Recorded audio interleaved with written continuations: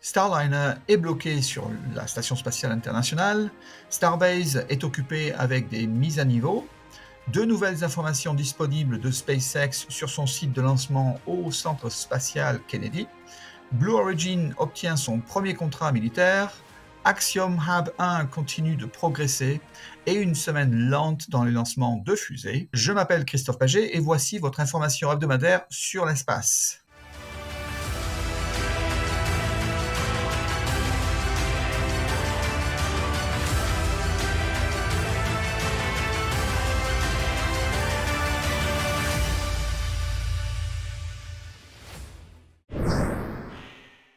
Commençons la semaine des actualités spatiales avec une touche négative.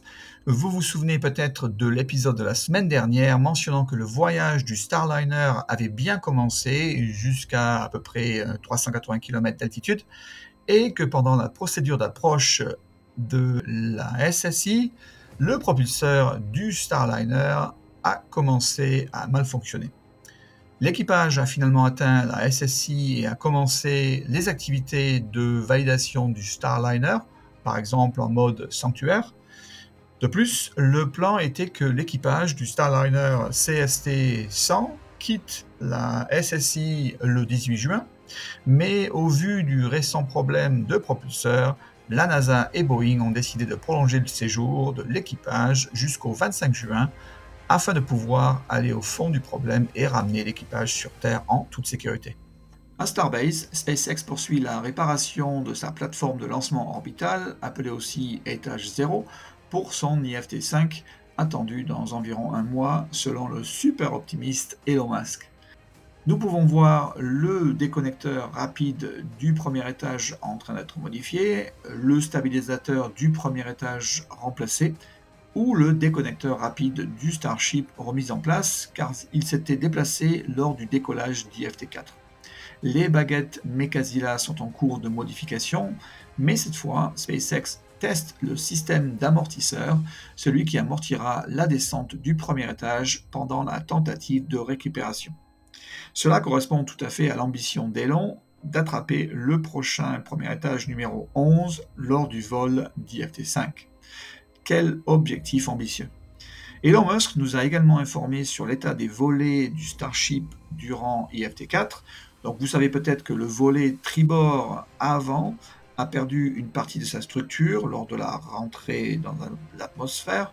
Ce que l'on sait désormais, c'est que le volet avant bâbord a également été impacté, mais beaucoup moins que son voisin.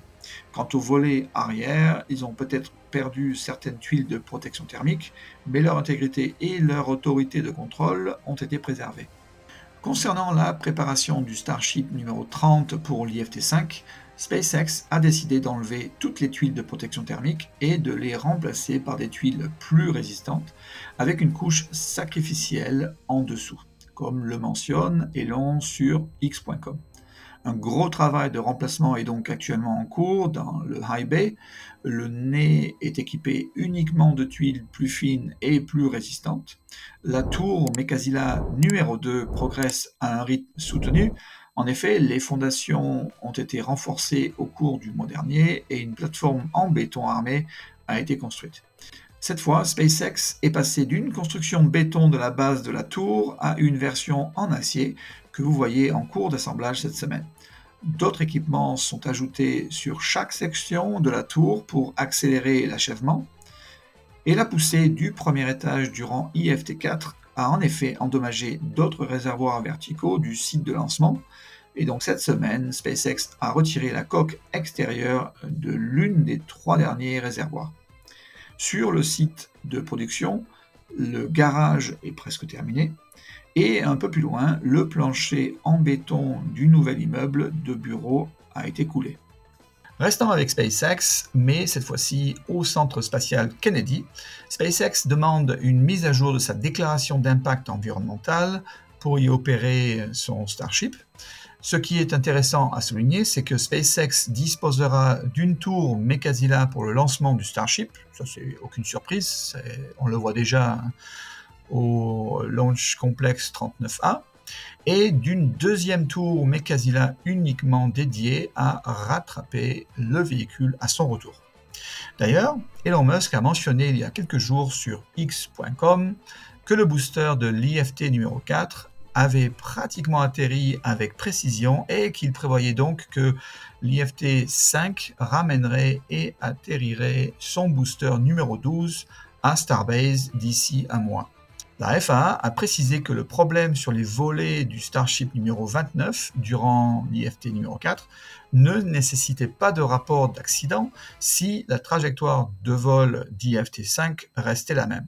Cependant, si le projet d'Elon Musk d'atterrir sur le site durant IFT 5 se réalise, la FAA pourrait devoir revoir son évaluation et exiger des preuves supplémentaires pour permettre un tel atterrissage et pourrait donc retarder un peu plus longtemps l'IFT numéro 5. La semaine dernière, la Force spatiale américaine a accordé sa prochaine phase de financement pour les lancements militaires. La phase précédente a vu ULA prendre 60% des lancements, tandis que SpaceX en avait 40%, voire un peu plus après les retards du Vulcan Centaur. La phase suivante voit un troisième joueur, Blue Origin, avec son New Glenn. C'est plutôt surprenant d'ailleurs, puisque Blue Origin n'a pas encore envoyé de charge utile en orbite depuis sa conception il y a 24 ans, ce qui constitue donc une démarche plutôt risquée pour les forces spatiales américaines. Je crois comprendre qu'ils souhaitent disposer d'un acteur doté du plus grand carénage pour les grands satellites militaires, ce qu'a justement un New Glenn. Cependant, le contrat comporte une clause stricte pour Blue Origin, à savoir qu'ils doivent atteindre l'orbite avec leur New Glenn d'ici décembre 2024. Le plan actuel de Blue Origin New Glenn est d'effectuer un vol inaugural en septembre 2024, ne laissant que 3 mois pour faire voler une deuxième fusée si la première n'atteint pas ses objectifs et donc nécessite un redesign. Blue Origin est donc sous pression pour tenir ses promesses. Thales Alenia construit le module Axiom Hab 1 depuis environ un an, comme évoqué précédemment. Il s'agit de la première station spatiale privée destinée à remplacer la SSI ainsi qu'un hôtel spatial. Cette semaine, Thales Alenia a publié les progrès réalisés sur l'Axiom Hab 1, le noyau et un côté de la structure métallique étant désormais assemblés et accouplés à d'autres pièces moulées. Plus à venir dans les prochains épisodes. La semaine a commencé avec SpaceX qui a lancé un lot de Starlink appelé Groupe 9.1 depuis la Californie. Le premier étage a atterri pour la 5e fois sur un drone ship. Le 20 juin, Rocket Lab a lancé une fusée Electron pour sa mission No Time to Lose. Depuis la Nouvelle-Zélande, il s'agissait du 50e lancement de Rocket Lab, une étape importante pour une société de lancement de petits satellites. Le jour suivant était le lancement d'une autre SpaceX Falcon 9 depuis la Floride pour sa mission Astra 1P. Le premier étage a volé pour la 9e fois et a atterri sur un drone ship. En résumé, sur 119 lancements de fusées réussis entre le 1er janvier et le 20 juin 2024, 76 ont été lancés par une entreprise américaine. Comme promis, voilà une autre image magnifique de notre espace lointain. Une collection visuellement saisissante de gaz et de poussière interstellaire prise par le télescope spatial Hubble. Baptisée RCW7, cette nébuleuse est située à peu près de 5300 années-lumière de la Terre dans la constellation de Puppis, soit 50 milliards de kilomètres. Cette nébuleuse est remplie d'ions d'hydrogène, les nuages forment un fond bleu plat vers le bas et devient plus épais et plus fumé vers le haut. Ils sont éclairés d'un côté par les étoiles de la nébuleuse. La plupart des étoiles les plus grandes sur cette image ne font pas partie de la nébuleuse mais se situent entre celle-ci et notre système solaire. Et voilà, c'était votre semaine dans l'espace. Je suis Christophe Paget pour Espace News. Bonne semaine et au revoir.